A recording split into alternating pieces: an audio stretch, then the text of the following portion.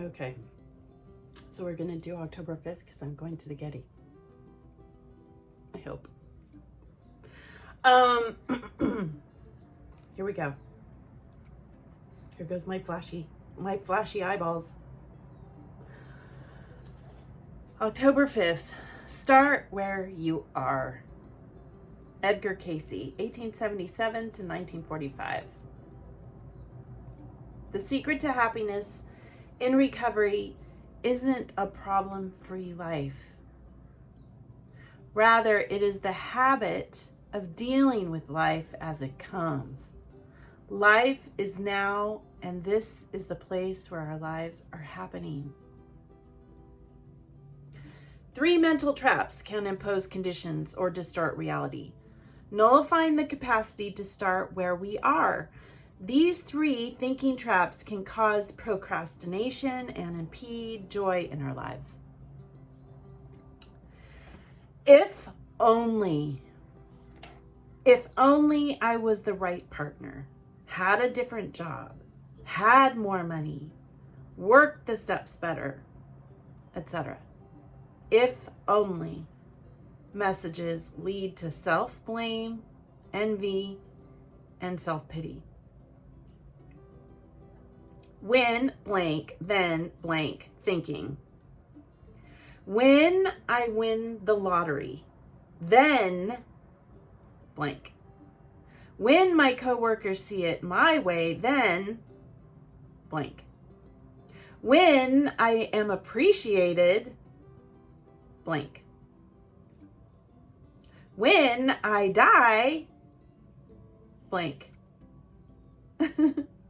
When blank, then blank thinking is a pity trap that finds us praying for a magic bullet or a rescuer. The silver lining on this mental trap is that it is full of clues about our values. If what we write in and then is so important, we can make it so without the when occurring. Right now, we can complete a when-then sentence. When I am rich, then I will help the homeless. The then may be specific, but it gives a general clue about our real values. We can honor these values now, even if our conditional when never happens. What if? What if I get sick? I start drinking. I go broke. I get found out. I fail. I hurt myself.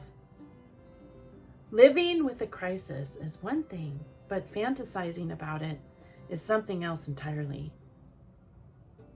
Whatever my challenges are today, can I see that the place to start is right here? The time to start is now, and the priorities to start with are of my choosing? When, then, thinking. Very good. I like this. It is a mental trap. I know that since I left, I think for me it's finding the end part. Find the challenge of me being able to find out what I love. And I do have, when I get smarter, right?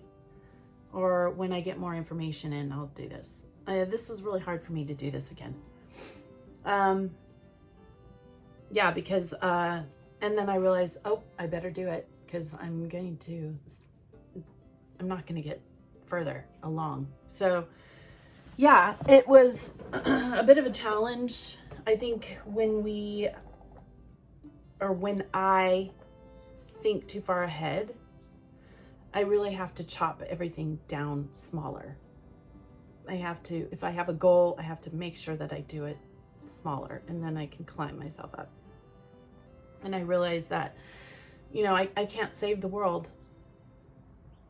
As one of Jehovah's Witnesses, we always think we can, we're going to go out and we're going to save the world. Initially, I think we all have, we are all in it for the right reasons, but the way that they've done it is abusive. how they've kept us in for so long is abusive. It's wrong. And there's different ways that the corporation could help people within the corporation, right? They could be way more of a charity. Definitely way more of a charity. But aside from that, when you leave, you can go out and you can help people. You can give to a charity. You can spend time with your family. So what? You don't have any money. Well, for me, it's go to the beach, go to the park, for us. I don't necessarily like making my lunches, so I'll go to Trader Joe's, we'll pick up a salad and go down to the park. Playing Uno, sitting around as a family on a Friday and playing Uno, or playing Scrabble. We have 2 dyslexics in the family, so out of the 4 of us, 2 of them are dyslexic, and we find different ways to play games, right? Because they're fun to see and how they work. Their minds work totally different. So that's spending that time with your family and making it fun. For even as a Jehovah's Witness, I would just get paint. Paint. You can just get paint. It's Dollar Tree. For us, it's the Dollar Tree. It's $1.25 for like a set of paints for kids. And then you just put up a piece of paper on the wall and let them go at it, right? So we can find different ways to make our lives as beautiful as we had hoped they would be, right? We had hoped that we would live in a place that was so different from what we live in now. But that's okay, because we don't have to have a fatalistic view of life anymore. Pick up the thing that's on the trash, put it away, be a good example. I know that with my kids. I'm like, we're walking around and we see trash on the beach. Pick it up, put it away. That's our small way of contributing to something that is much bigger, but at least we're trying, right? So don't stop trying. Don't give up. For me, it's about that. And then in reinforcing that don't give up kind of attitude with my daughter, who's the oldest. She looks at life right now, and we see all the political influences, and we hear about climate change, but it can be a fatalistic way of looking at life. For Jehovah's Witnesses, Jehovah's going to step in. No, he's not going to step in. So do your part, even as a Jehovah's Witness. I think even when I was in the corporation, I would do the best I could to tell the kids to, let's still do our part in the community on the earth. I think as a group of people globally, oh wow, they could do so much more. They could do so much more for the earth.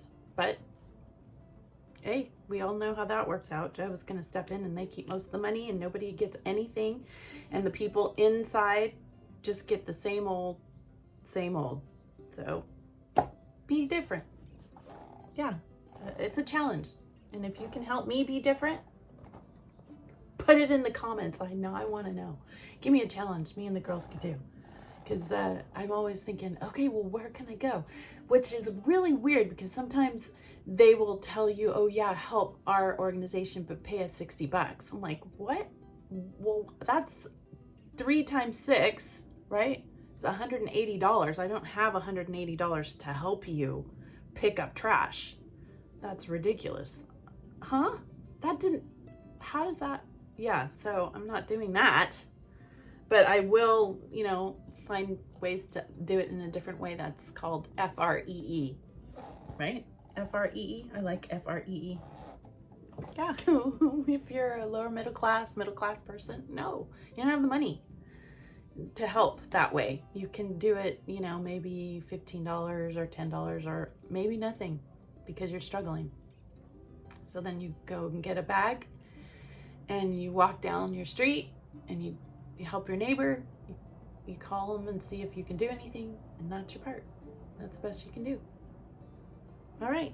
I hope that helps you on your healing journey. Follow your bliss. Hope I didn't talk too much.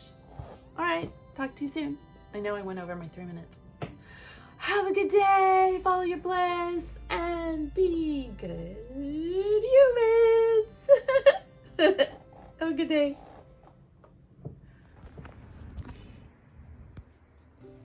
This is just fun to see. We're pulling out old things that need to be just thrown out. This gives me an opportunity to remember what I did with my kids when we were just moving around. We did some traveling. We moved from California to Virginia, about 10 minutes away from Washington, D.C. We met other witnesses in a different area. And I also made sure to go to different places when we were at the museums in Washington, D.C. So we didn't just focus on witness stuff. We did get to do different things. I knew that my children needed to be integrated into the world, and I wasn't trying to keep my children away from the world around me. We had a very open home, and my husband taught the children along with me. So he had his version and I had my version. Just came across this. The people that are looking forward to forever in a new system, in a paradise. Where do you think Watchtower gets all those pictures of paradise? Now. It's here, on the planet we already live on. Go out and enjoy it. Stay out of the kingdom halls. My public service announcement for the day. Peace out.